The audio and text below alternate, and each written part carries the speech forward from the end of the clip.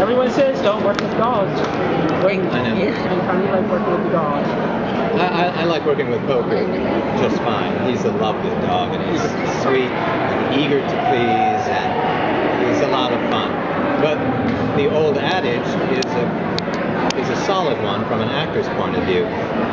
It doesn't mean so much that the work will be difficult. It means that you cannot ever prevail in a scene with a dog or a baby. No matter, you can be acting your ass off, and the audience will be looking where? At the dog or at the baby. So that's why there's that old actor's canard, and it still holds true. I have accepted the fact that when I do a scene with Bear, the scene is about Bear. And why not? How's the journey playing the Finch? Because when you play the pilot, you must have the idea who Finch is, and then after that, there are so many flashbacks that are going on. So what is that? Was there surprises, or is that what you expected? I don't think very much about. I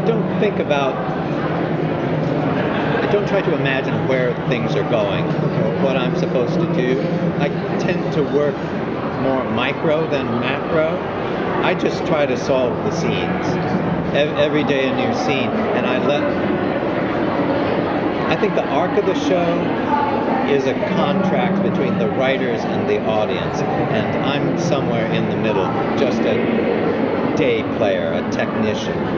And I solve little problems, like what's the best way to say this line, or what's the best way to express surprise in this moment. Little things like that, details. That's what I'm interested in. Coming from Lost, where I'll admit I was a Ben Linus fan from the beginning. I always rooted for you, even in your most evilest of machinations. Coming from someone who came into a show that already established, blew it up, made yourself a role that necessarily wasn't going to be a large role, and now you're a headliner in a show. How was that for an adjustment for you? And it also being a huge hit commercially, not just a fan base like Lost was.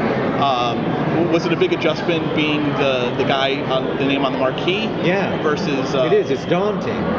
Lost, I could come in the back door and sneak up on people, and there were no expectations. When you're in the pilot of a thing, the bar is high and people's expectations are high. So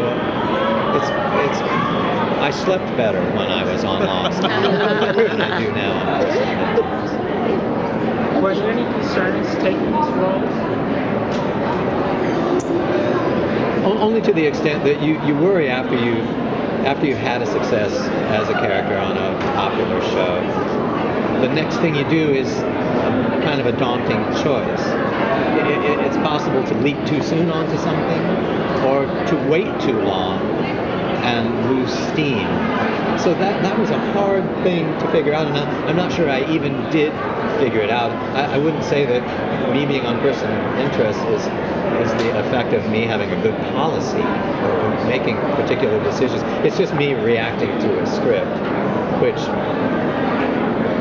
the pilot script for Person of Interest was one that was good enough where you go, I shouldn't miss out on this. Let's do it.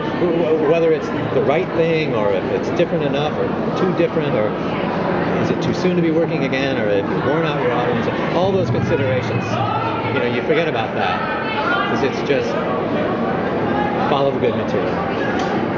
When you look at the show from season 1 to where you go into season 2, and the relationship between Finch and John, how do you think it's evolved in your mind? How are things changing between them in terms of their dynamic? Well, it seems to be a little easier between them. The camaraderie seems to be more solidly in place. And yet the trick for us and for the writers is to never let it be casual. The stakes must always be dire. At the end of the day, no matter how well they get along, or how many jokes they have, or how cute the dog is, they're on what must surely end up being a suicide mission. Every moment is borrowed time. Every new number is more than likely the last, considering the forces that are arrayed against them. So we have to give the audience some warmth, and at the same time keep it desperate. It's a tricky balance. Can you talk a little bit about taking on the Hispanic role of the Joker in the Dark Knight Returns? Well, thank goodness it didn't dawn on me when I got the part and said yes to it that it was as iconic as it is. I don't pay as much attention to the comic world as probably most everyone else in this building did. So mercifully, I had not seen most recent film versions of that franchise. The Joker I had in my head was Cesar Romero from the TV series. So, but I knew the parameters of the role. I mean, you play the character based partly on the name of the character, but there's also a kind of diseased personality that goes with that character, and that is being in a state of pathological mockery at all times, and it's deadly and frightening. People who play that character seem to always use themselves. Mark Hamill. I think because the character is an exemplar avatar of some kind of common psychological disorder taken to an extreme and theatrical level.